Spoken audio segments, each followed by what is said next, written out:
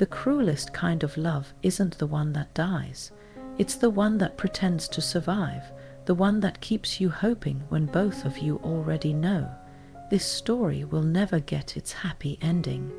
Love is strange in the way it punishes those who feel too deeply, and she used to tell him that some people are born with soft hearts meant to break loudly, while others walk through goodbyes like nothing ever existed.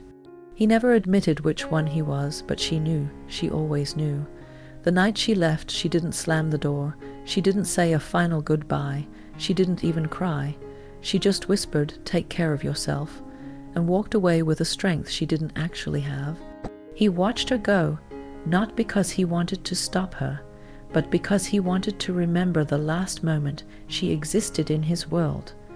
They had loved each other recklessly, carelessly, beautifully, like two abandoned souls who thought love alone could rebuild everything they had lost in life.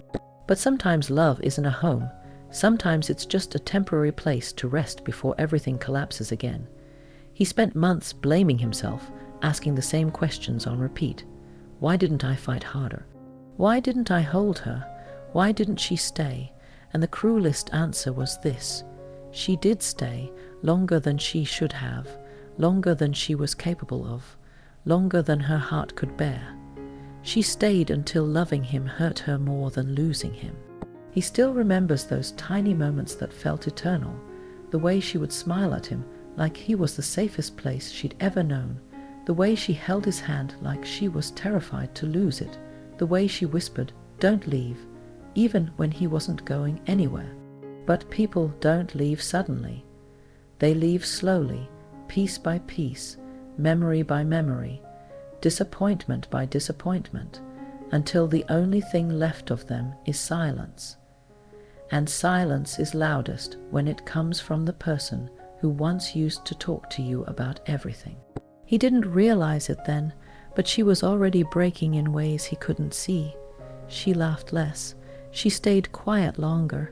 She held him softer. Her eyes didn't shine the same. She loved him, yes, but her love had started drowning under the weight of expectations neither of them could meet. It wasn't that he wasn't enough.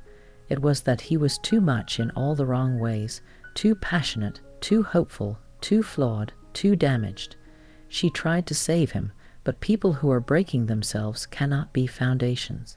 Even now, months later, he still writes her name in unsent messages, still checks her profile even though she doesn't post anything anymore, still sleeps on the side of the bed she used to love, still listens to the playlist she once made for him at 3 a.m.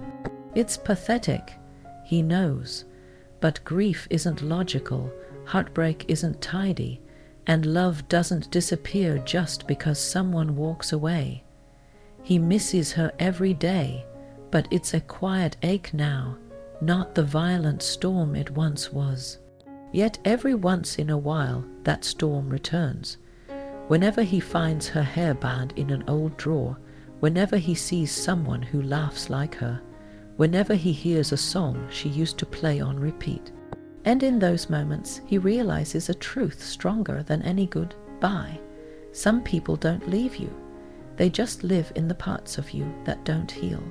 She moved on faster than she expected, not because she wanted to, but because life kept pushing her forward, even when her heart stayed stuck in his hands. People think the one who leaves stops loving first, but that's the biggest lie Heartbreak ever told. She loved him even when she walked away, and she continues loving him in silent echoes she never dares to speak out loud anymore. She still wears the bracelet he once gave her, not because she can't let go, but because it reminds her of a version of herself she lost somewhere in the middle of trying to fix both of them. She remembers nights when he held her like someone terrified of losing the last good thing in his life, the way he whispered her name with a softness that made her believe forever was real. But forever is just a pretty lie people tell when they're scared the truth will ruin everything. She wanted stability, he wanted intensity.